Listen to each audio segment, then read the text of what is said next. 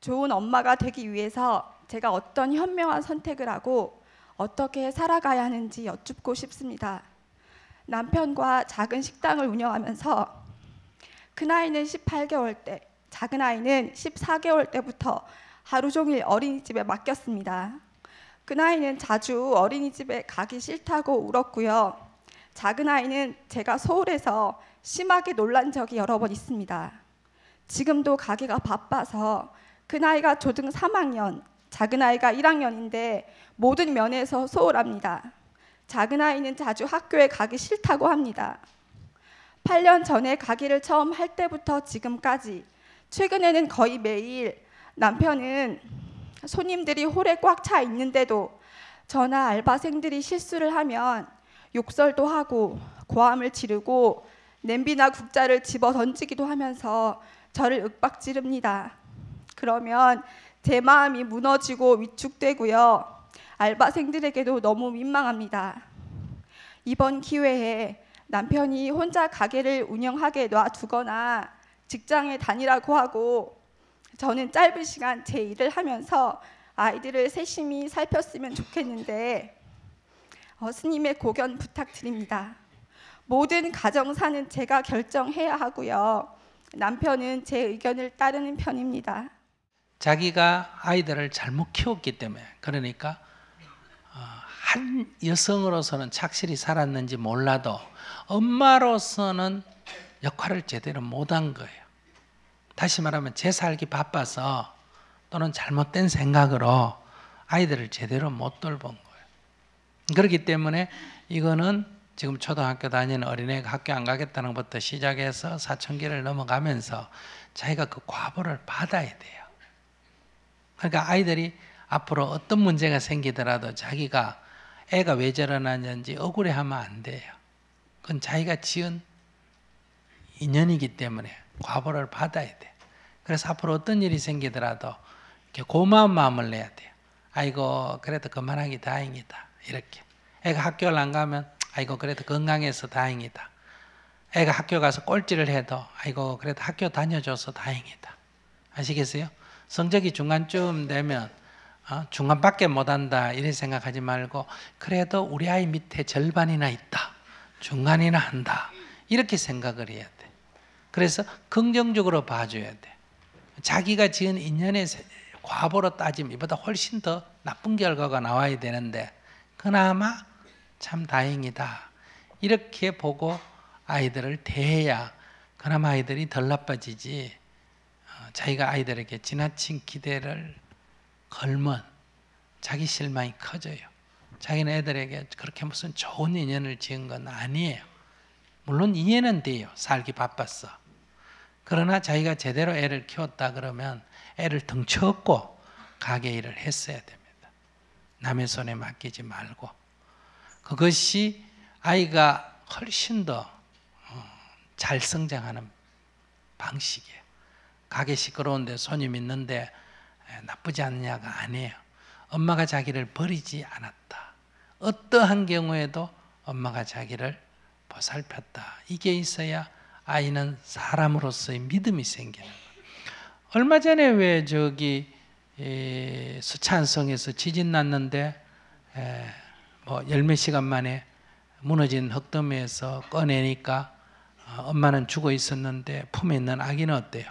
하나도 안 다치고 살아 있었다. 이런 얘기 들어봤어요? 네, 이게 엄마예요. 엄마는 제 목숨을 버리고 애를 살려야 되는 거예요. 그럴 때 아이가 사람이 되는 거예요. 생물학적인 사람이 아니라 인류학적인 사람이 되는 거예요. 우리가 말하는 양심이라는 것은 본래 있는 게 아니에요. 이 엄마의 자식에 대한 헌신성이 나에게 나의 심성이 돼서 그게 우리가 말하는 양심이에요. 그래서 우리의 심성의 바탕이 선하다 하는 것은 그래서 생물학적으로 낳아서 들판에 놔놔도 선하다 이런 게 아니에요. 그거는 엄마의 자식에 대한 그 헌신성이 심성의 밑바닥이 됐기 때문에 어떤 인간도 그 근본으로 돌아가면 선하다라는 그런 양심을 발견하게 되거든요. 만약에 애가 태어나자마자 돼지우리에서 키워가지고 자랐다 그러면 비록 인간종, 생물학적으로는 인간종이라도 우리가 말하는 그런 양심이라는 건 형성 안 됩니다. 그래서 엄마로부터 형성되는 거거든요. 그래서 이렇게 가정에 불화가 많거나 엄마가 어릴 때 아이를 이렇게 남의 손에 넘기거나 이러면 아이의 심성이 불안해지고 사람에 대한 신뢰를 못 갖습니다. 그러니 자기가 뭐 충분히 살기 바빠서 그랬다는 건 이해가 되지만은, 그러니까 아무것도 안 하고 애기만 돌봐라는 게 아니에요. 국어를 하더라도 뭐 어떻게 해라. 애기를 업고 다니면서 해라. 농사를 짓더라도 애기를 데리고 다니면서 해라. 가게를 하더라도 애기를 엄마 곁에 떼지 마라. 근거리에 늘 애기가 보는 범위 안에 있어야 된다. 이런 얘기. 몇 살 때까지? 최소 3살 때까지. 3살 때까지 자아가 형성되기 때문에. 이건 이미 과학적으로도 증명이 된 바 있습니다. 지난해 UCLA 의학부에서 발표한 걸 보면 24개월 된 두 아이의 뇌 사진을 찍었는데, 엄마로부터 끔찍히 사랑받은 아이는 뇌가 크고 대뇌가 크고 활동이 아주 활발하고, 부모로부터 학대받은 아이는 대뇌가 크기가 작고 활동력이 굉장히 활발하지 못하다. 이런 제가 기사를 본 적이 있어요. 또 지금 일본 정부가 지금 한일 관계나 이런 문제에서는 일본 정부가 지금 굉장히 발언도 못되게 하고 많이 지금 말썽을 일으키고 있잖아요. 그래도 일본 정부가 한 2, 3일 전에 발표한 것 중에 이런 게 있어요. 현재 일본의 직장인들은 아기를 낳으면 아기 엄마에게 1년 6개월 유급휴가를 줍니다. 우리나라는 얼마 줘요? 1년 유급휴가를 주는데 그것도 안 되는 경우도 있죠. 그런데 일본 정부는 이것을 3년으로 유급휴가를 주겠다. 이거 만약에 시행한다면 이거는 일본 국민성이 앞으로 굉장히 좋아진다는 얘기가 돼요. 우리나라도 이렇게 해야 됩니다. 그런데 우리나라는 지금 보육정책을 좀 잘못하고 있어요. 그러니까 아기를 갖다 맡기는데 뭘 한다? 지원을 해주겠다. 그러면 엄마가 보던 애도 갖다 맡겨요. 공짜로 봐준다니까. 이거는 역행, 이게 반대되는 지금 일이 벌어지게 만드는 거예요. 그러니까 엄마가 아기를 돌보게 하고 거기에 대한 지원을 해야 돼요. 원래는 제 자식을 제가 돌보지 그건 돈 받고 보는 게 아니에요. 그러나 지금 여성들이 사회활동을 하면서 이게 힘드니까 자꾸 아기를 안 낳으니까 이제는 아기를 낳고 키우는 게 개인 문제가 아니고 사회 문제가 된 거예요. 그래서 우리가 아기를 낳고 키우는 사람에게는 엄마 개인의 책임이 아니고 우리도 같이 공동 책임을 져준다. 그게 바로 정부에서 지원한다. 우리가 낸 세금을 갖고 지원을 한다는 거예요. 그래서 엄마를 어떻게 도와주느냐, 아이를 어떻게 도와주느냐가 엄마를 어떻게 도와주느냐 관점이 잘못된 거예요. 왜냐하면 투표권이 엄마한테 있으니까. 그러나 그건 잘못된 정책이에요. 문제는 아이를 어떻게 키우느냐, 이게 중요한 거예요. 아이가 사람이 되도록 심성이 바르도록 키우는 게 중요하거든요.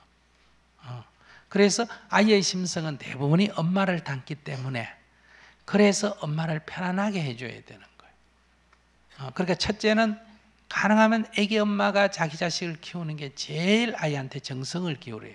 어떤 남보다도 제 어미가 정성을 기울여서 키운다. 한 80%는 그래요. 근데 그렇지 않는 엄마들도 있어요.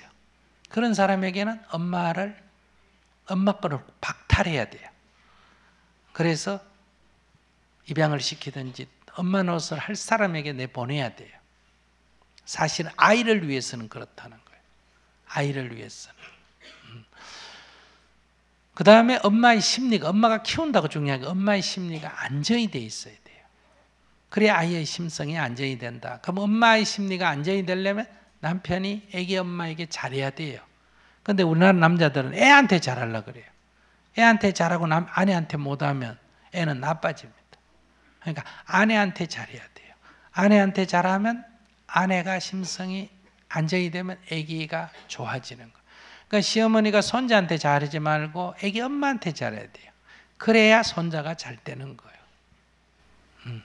그러니까 자기는 아기에 대해서 충분하게, 지금 얘기 들어보면 부부가 갈등을 일으키고 자기 지금 심리가 불안하고 위축돼 있고 그런 상태에서 아기를 키웠는데다가 거기다가 또 아기를 일찍 떼놓고, 그러니까 자기가 아기한테 너무 많은 기대를 걸어서는 안 된다.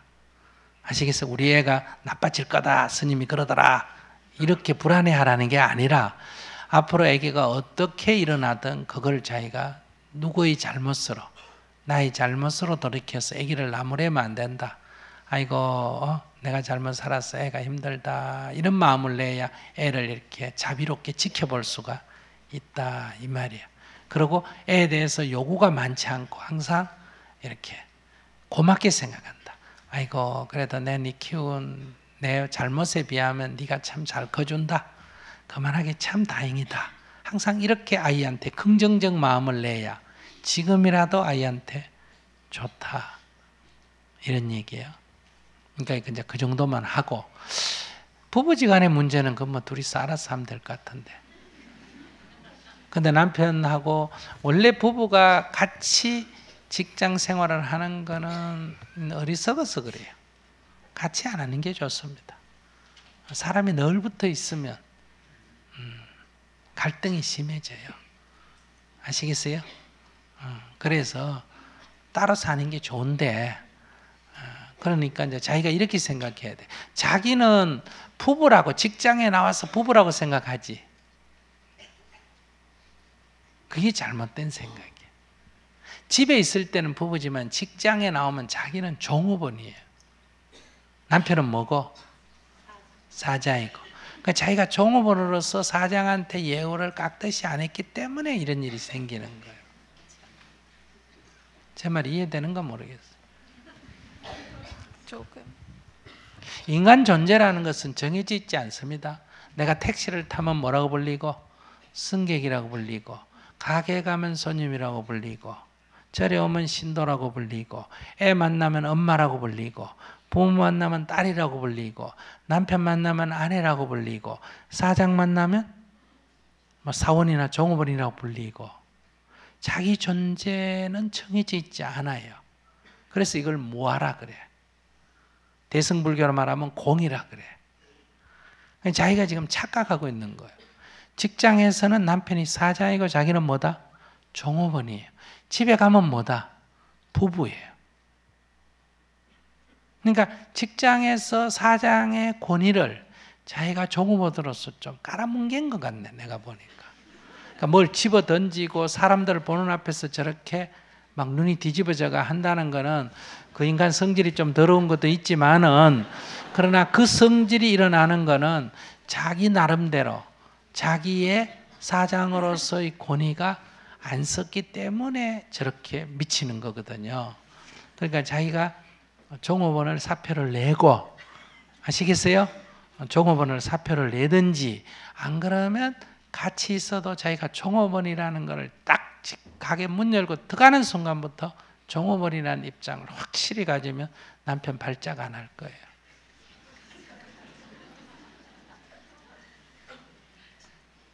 제 말 이해가 돼야 안 돼요? 돼요? 그러니까 그거는 집에 가서 남편이고, 이 직장에서는 사장이 마음에 안 들면 사표 내고 다른 회사로 가도 돼요. 그리고 이 회사에 있는 한은 사장의 대우를 딱 해줘야 돼요. 그러니까 딴 종업원과 동일한 입장을 자기가 딱 가지면 그런 발작 안 할 거예요. 한번 실험적으로 해보세요. 내 말 거짓말인가? 그러니까